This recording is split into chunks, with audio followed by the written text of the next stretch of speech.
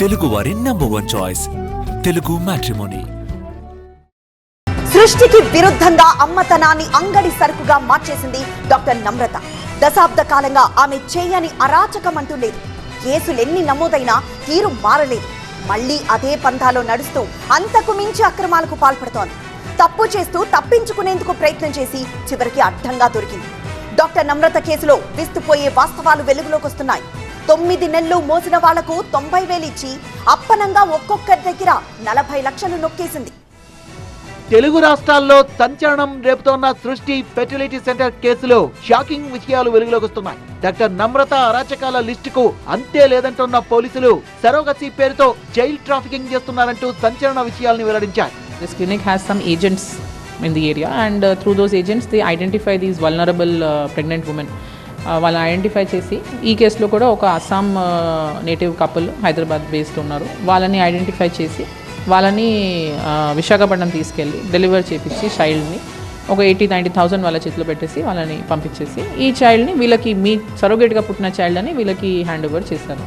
So వీళ్ళు DNA test చేస్తాం వలన వీళ్ళకి తెలిసింది that child is not matching అని. సృష్టి ఫెర్టిలిటీ సెంటర్ బిల్డింగ్ చూడ్డానికే రెసిడెన్షియల్ అని లోపలంతా ఇల్లీగల్ అంటున్న పోలీసులు గుట్టు చప్పుడు కాకుండా దందా నడుపుతున్నట్టుగా తెలిచారు. ఇతర రాష్ట్రాల నుంచి పిల్లల్ని కొని సరోగసీ బేబీలుగా తల్లిదండ్రులకు ఇస్తున్నట్టుగా వెల్లడించారు. రెగ్యులర్ గా షీ డజంట్ కమ్ దేర్. చాలా ప్రీవియస్ కేసెస్ ఉన్నాయి కాబట్టి she is a notorious offender.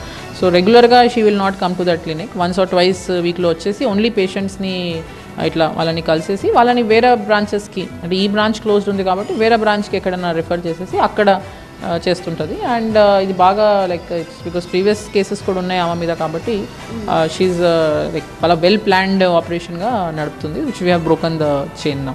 సృష్టి సెంటర్ నిబంధనల్ని ఉల్లంఘించిందంటున్న DMHO వెంకటి గతంలో కేసు కారణంగా మూతపడ్డ ఫెర్టిలిటీ సెంటర్ ను గుట్టు చప్పుడు కాకుండా నడుపుతున్నట్టు వెల్లడించారు. 2020లోనే సృష్టి సెంటర్ లైసెన్స్ ముగిసిందని, అసలు నమ్రతకు వైద్యం చేసే అర్హతే లేదన్నారు.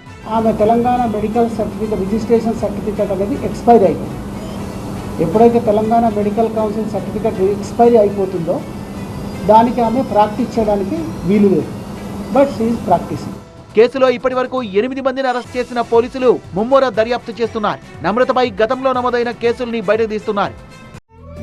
తెలుగు వారి #1 చాయిస్ తెలుగు మ్యాట్రిమోనీ.